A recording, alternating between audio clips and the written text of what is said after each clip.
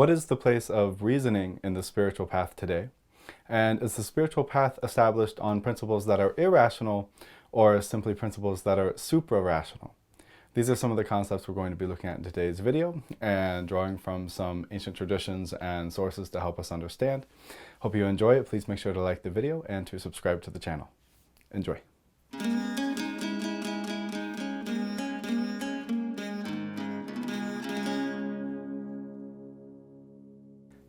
How is it that in modern spirituality, reason has somehow become divorced from spiritual practice and from the spiritual method? This doesn't really make too much sense because classically, as we'll see a little bit later in the video, when we look at some of the original sources and ancient teachings on spiritual tradition, the intellect and the rational faculty are held in the highest esteem. So how is it that today they seem to be held in the lowest esteem amongst practitioners? Partly, I think this is due to a misunderstanding of the difference between something being irrational and something being suprarational. The spiritual path was never meant to be irrational, but it's largely become packaged and marketed as being something irrational, and it is certainly perceived on the whole by people who are not on the spiritual path as being incredibly irrational. So first I want us to look at these two important concepts of rational, or particularly irrational and suprarational. What is the difference between these things? Now, the Oxford Languages Dictionary defines irrational as something that is not logical or reasonable. And I think that's quite an obvious and intuitive interpretation of it. The Merriam-Webster Dictionary defines suprarational as transcending the rational, based on or involving factors not comprehended by reason alone. Now, which of the two of these definitions seems like it has its proper place in the spiritual tradition? Certainly not irrational. Every spiritual tradition, the techniques of those traditions, the philosophic positions and stances that are the foundation of those traditions are full of some wonderful reasoning and logic, and certainly even the methodical and technical aspects of those practices and traditions involve a very sound internal logic, even if it may not necessarily work very well perennially across different traditions. It still contains its own internal logical system that gives reason to why it works and to why you're doing it. So if we're going to call the spiritual path irrational, or people are going to market it and present it as irrational, one has to wonder, why is it people don't know the reason that they're doing what they're doing? How can you be engaged in some kind of spiritual discipline and not understand the reasoning behind that discipline, not understand the reasoning behind the methods that you're employing, the teachings that you're following? This, of course, is not just an issue in spiritual path. This is an issue in the whole world. Reasoning has become somewhat divorced from daily life in the modernized world. People accept things as fact without any reflection. People are full of opinions and beliefs without any actual introspection and investigation or inquiry. And it doesn't work well in normal life, and it certainly doesn't work well in spiritual life. Spiritual life is supposed to be rich with inquiry. It's supposed to be rich with intellectual notions and perceptions that help us better understand ourselves, help us better understand the universe and the world around us. So what then, I certainly don't think we can say it's irrational. What then is, how can we understand the suprarational aspects of the path? Well, suprarational is really what the path is based off of. This idea that there are first principles behind the universe. There are first principles to our existence, to the way that we think, to the way that we feel. First principles that govern or to some extent behind the reality of everything. This is not purely an esoteric teaching. This is the basis of many different philosophic schools of thought. There are first principles in physics and in quantum physics. There are first principles in mathematics from which we derive the logical systems that help us understand mathematics and other structures. So just like how in most science, science tends to operate from first principles. Likewise, in the spiritual tradition, we tend to operate from first principles. The difference is, in spiritual tradition, we understand those first principles to some extent be beyond the ability of our reasoning to grasp it. And there's nothing unscientific about that approach. Certainly there are plenty of scientists who would admit that there must be some principles or aspects of the universe and of the way things work in the world that our reasoning may be completely unequipped to tackle, unequipped to deal with, that the human brain may not be able to solve every single problem and conundrum, mathematically and philosophically, in existence, and in regards to life, and certainly in regards to aspects of how all of this came to be. There are certain suprarational aspects even involved in understanding the Big Bang, because we're trying to deal with something that existed before time and space. So, and therefore kind of before measurement. Likewise, in the spiritual tradition, we're doing the same. There's this understanding. If we look to Plato, if we look to the writings of Plotinus, if we look to the Oriental and to the Indian writings, such as the Bhagavad Gita and the Tao Te Ching, there's this constant understanding. The Tao is that which cannot be named, right? Which cannot be written in a book. That there's a first principle, at least one, that is beyond our ability to scrutinize, in the sense of our ability to divide it, to judge it, to understand it, to analyze it, right? It's difficult to cut it into pieces with our analyzation powers and with the rational faculty and understand it. So this is really what we mean when we say that something is supra-rational. Aside from that, there may be experiences you'll have on the spiritual path which are very difficult to try to comprehend with reasoning and with logic. There are things that seem to sometimes bend our normal expectations of reality. There are experiences you may have that may question your relationship to time and space, and other such things that even many meditative experiences can lead to a kind of suprarational experience at times of the world. But just because the principles are suprarational does not mean that the operating powers are irrational. Okay, there's a difference between suprarational and irrational. The path can never be irrational.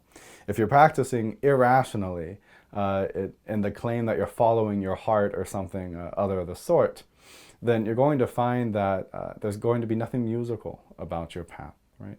There's going to be nothing ordered and in harmony. There can't be harmony without symmetry and order. And symmetry and order is just, it's what our reasoning does to things, okay? Music without symmetry and order is noise. It's not music. And likewise, the path without symmetry and order is just spiritual noise. There's nothing harmonious in it. There's nothing uplifting and evolving in it. The reasoning is one of the highest faculties in all the classic traditions, which we're going to look at here in a moment. So I think right from the beginning we have to understand this. There's nothing irrational in the path. The path may be based on some supra-rational principles, but that does not mean that the path is ever divorced from reason itself. So what is the origin of this issue? How is it that somehow reasoning seems to have been set against modern spirituality? I think that we can kind of, if we take really broad strokes, isolate three different issues or three different areas where this has become problematic that may have given rise to the separation of kind of the mind and the heart in modern spirituality, where people feel that somehow reasoning is the antithesis of the heart. And this becomes a little bit problematic. I think one of the origins of this is just a misunderstanding when spiritual literature is being translated out of Sanskrit and other languages. This word, the heart, plays a common role. And if we look in a Sanskrit text that influence both Buddhist traditions as well as Hindu and yogic traditions, we see this word hrid or hridaya. And hriday, it refers to the heart and is used all the time. It can even refer to the physical heart. And somewhere, I think in the intro to one of Ramana Maharishi's texts, I read that there's 6 different accepted views or 6 different translations of this word. It's a very complex word coming from this root word, hrid. And the root means something akin to the center. And the way that the word is often used in spiritual texts is not at all to refer to a kind of passionate nature or this really emotional and intuitive part of a human being. It's almost always used to refer to one's essence, one's own being, something central and essential to one's own existence. And in that way, its usage is similar to the way in English we may talk about, for example, the heart of the matter or the heart of the issue, or let's get right to the heart of it. And what we mean by that is this kind of central principle or issue or the center of experience. And that's the way that the Sanskrit word, hridaya, tends to be used, is referred to the very center of our being, the center of our existence. So it doesn't refer to anything particularly passionate or emotional. Any emotional or passionate aspect of the heart that gets referred to in classic literature, as we'll see in a moment, is often referred to for the sake of trying to overcome or to restrain those things. Not that they're bad. The passions, the emotions, the intuitions definitely have a powerful place on the path. But they should not be in control of our reasoning. They shouldn't be in control even of the heart. They shouldn't be in control of our essence, of the center of our being. So I think part of the issue here, or part of the separation, is simply an issue in etymology, trying to bring spiritual teachings out of Sanskrit into the English language, which is not a particularly spiritual language. And that can at times result in misunderstandings. The same thing happens, for example, when you try to translate Rumi. And Rumi is known as like this poet of love and the poet of the heart. But nafs, the word for heart, is and qalb, these are complicated words in Arabic, and they don't translate into English well. And the nafs is something that we often have to strive against to try to overcome. A good example of it in Western literature is if we look at the Odyssey and we see Odysseus when he's stranded on the island, trying to restrain and subdue himself a little bit so that he can still think clearly about how to get out of his problem. And he's beating his chest and he's saying, you know, be still my breast, right? Be still my heart, be still my chest. So this is more of how the ancients understood the concept of the heart. Yet somehow in modern spirituality, the heart has been made to refer to the passionate or emotional nature of ourselves. It's been really brought to the forefront, and somehow reasoning has been set as the antithesis to this, which it shouldn't be. Reasoning is not an opponent. It is not an enemy of our passions or emotions in any way, shape, or form. It has the relationship of the governor to the governed, the controller to the controlled. Reasoning is supposed to be there to help us to some extent bring some order and harmony and symmetry, some beauty to our emotions and to our impulses, so we don't just run around following blindly every blind impulse that we have, every blind emotion or feeling that we have, and calling it spiritual or spontaneous. That's not spiritual and spontaneous. That has nothing to do with spiritual spontaneity. Spiritual spontaneity is a whole other issue, and maybe we'll make a video about it at some point. But it's not at all like that. There's a big difference between that, which functions at a kind of super-rational level, and the kind of irrational activity and behavior that ends up being promulgated a lot in modern spirituality. So that's the first issue, I think, is this misunderstanding, this lost in translation issue between traditional spiritual literature and the English language. The second issue, I think, and this is really quite important, and I think plays a bigger role in today's spiritual environment, is that if you can convince a bunch of people that reasoning is somehow an antagonistic element in what you're teaching and in what you're doing, then to an effect what you're asking them to do is to suspend their reasoning. You're asking them to suspend their ability to analyze and to reflect upon what you're teaching. And if you can successfully, as a spiritual teacher or leader or figure or any kind of, spiritual pop culture figure, if you can successfully convince your audience to stop thinking for themselves, which is what you're doing when you're saying that reasoning doesn't have a place on the path. If you can convince your audience to stop thinking for themselves, you have just created a supermarket, right? They are going to buy anything you're selling. They're going to come to all your events. They're going to buy your techniques. They're going to buy all the merchandise. In short, they're just going to buy whatever you tell them to buy. And they're going to become incredible income sources because they've completely lost the ability to reflect on anything. And in so doing, you can just teach anything you want. You don't need to qualify what you teach. You don't need to back up what you teach with sources and with reasoning and with logic. Nothing needs to make any sense, and everyone can just exist in their own bubble. And I think that this is largely the appeal, at least in modern spirituality, of isolating or separating the rational faculty from the spiritual path, is that it just lends to incredibly easy manipulation of people, and it discourages them from being free, independent thinkers. And people who are free, independent thinkers They're not necessarily as ready to spend money on everything. They're not as ready to follow you into the fire. They're not just going to blindly follow and believe everything you say because you said it. And this can end up being problematic for a lot of modern teachers who to some extent, for some reason, want a bunch of mindless followers instead of independent free thinkers. So that's kind of the second issue, right? The first issue is this problem being lost in translation.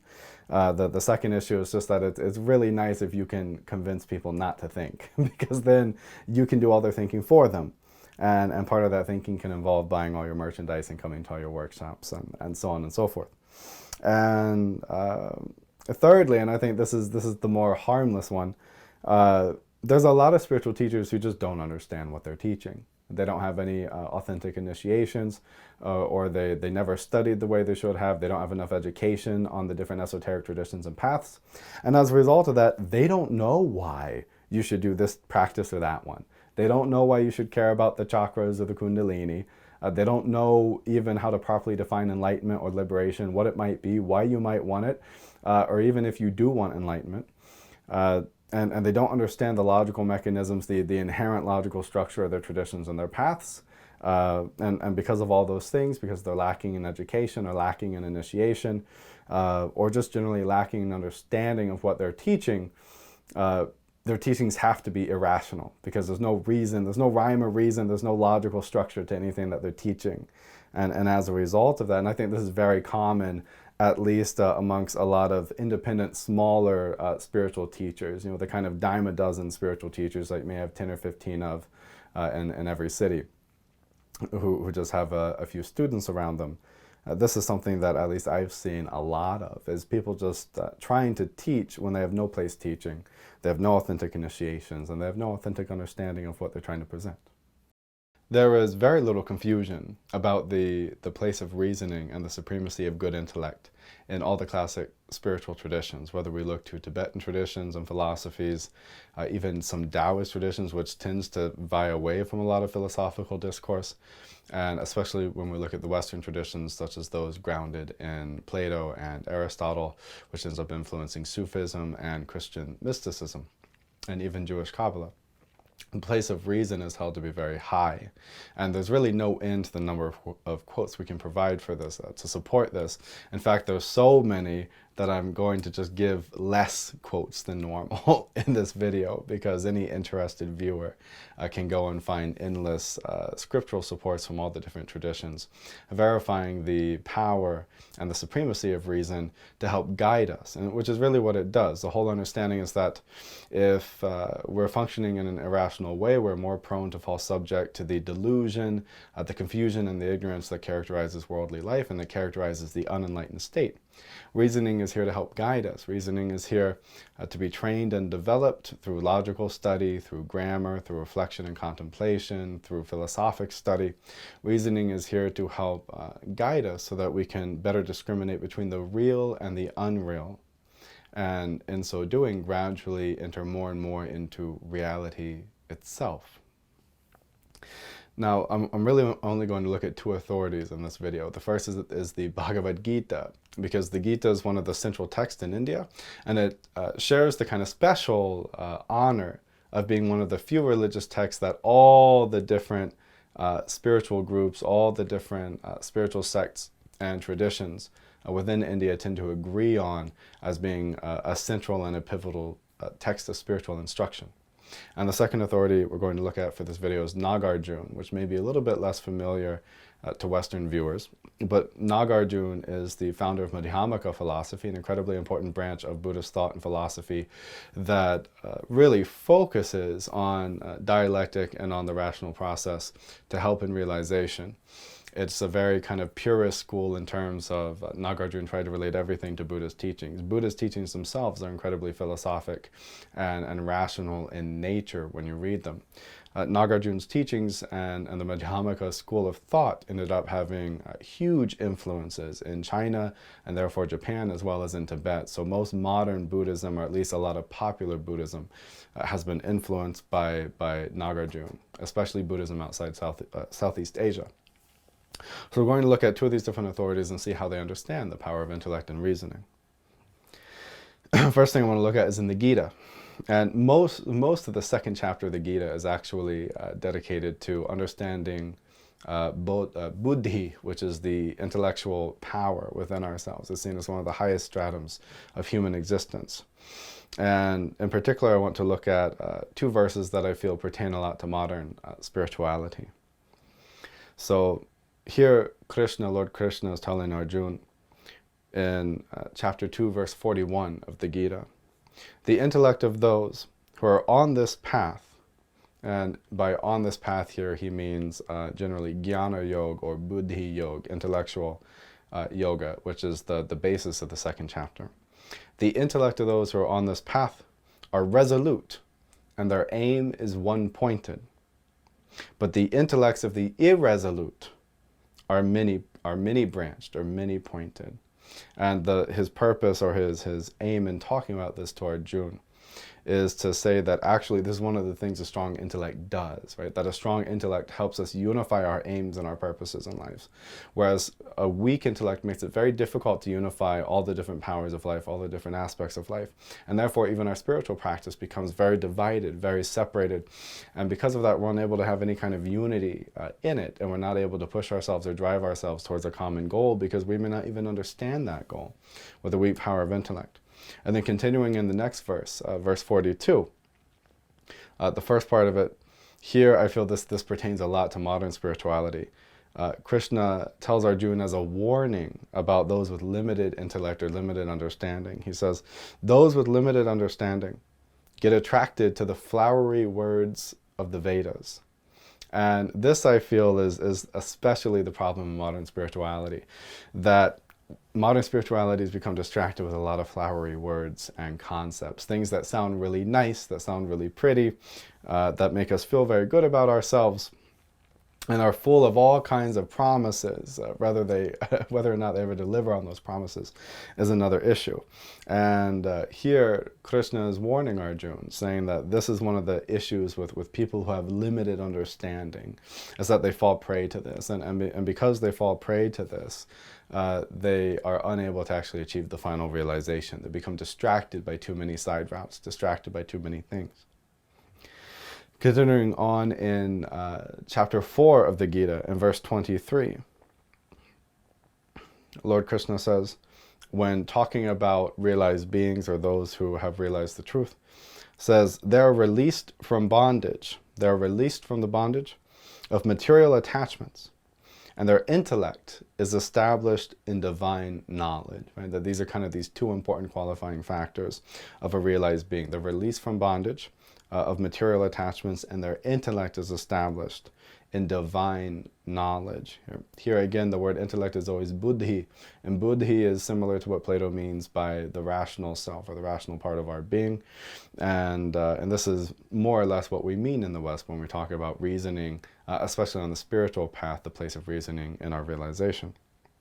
And then in chapter 7, verse 15, talking about the kinds of people who do not surrender to the Lord. Okay, so Lord Krishna here is again giving a warning, saying these are the kinds of people who are not able to follow the teachings, not able to follow the path, not able to surrender to the divine. Here Krishna says 4 kinds of people do not surrender to me. Those ignorant of knowledge, those who lazily follow their lower nature, though they're capable of knowing me, those with deluded intellect, and those with a demonic nature. So 2 of the 4 kinds of people here that Krishna is warning against as being a kind of incapable of surrendering to divine truth and to divine reality. 2 of them are qualified by their knowledge and understanding. Krishna says those ignorant of knowledge, right? Those who have not gone out of their way to try to understand what they're doing, to learn their traditions, to learn their paths, to learn from a qualified teacher. Those ignorant of knowledge. And then he says later, those with deluded intellect, right? A deluded intellect, a deluded buddhi or intellect is someone who's unable to properly discriminate using the power in Sanskrit called vijnana, the discriminatory power of the intellect. They're unable to properly discriminate between the real and the unreal, and therefore they're unable to healthily and properly navigate not only their own psyche, but also their relationships and their relationship to the world itself. They're not able to establish the proper priorities and things, and as a result, they suffer. And then moving on to Nagarjuna, and here quoting from his 60 verses, it's a nice short, a very nice short treatise by Nagarjuna on the importance of reasoning and discrimination. And right from the door in verse 1, actually, he extols this as being the Buddha's way. But there's a few verses here I thought were quite nice for this video. The first is verse 55, and here talking about realized beings, says that by knowing the nature of forms, those of supreme intellect are free. Meaning that they've properly discriminated between the real and the unreal. They know what kinds of forms there are. They understand impermanence. They understand dependent origination. They understand the basic principles of the Buddha's teachings, the philosophic principles of the Buddha's teachings. And if they truly understand it, then they have supreme intellect. And those of supreme intellect, those who are able to understand the appearance of forms, are free, right? They're liberated beings. They achieve nirvana. And then in verse 57, Nagarjuna says, the faults of mental afflictions that torment due to fake knowledge or false knowledge do not arise for those who understand the meaning of conceptualizations of real and unreal entities. And what I find interesting about this verse is this is almost, it's just a Buddhist version of what Plotinus says in his Enneads. I don't have Plotinus's exact verse here. I think it's in the second Ennead. He's speaking on dialectic.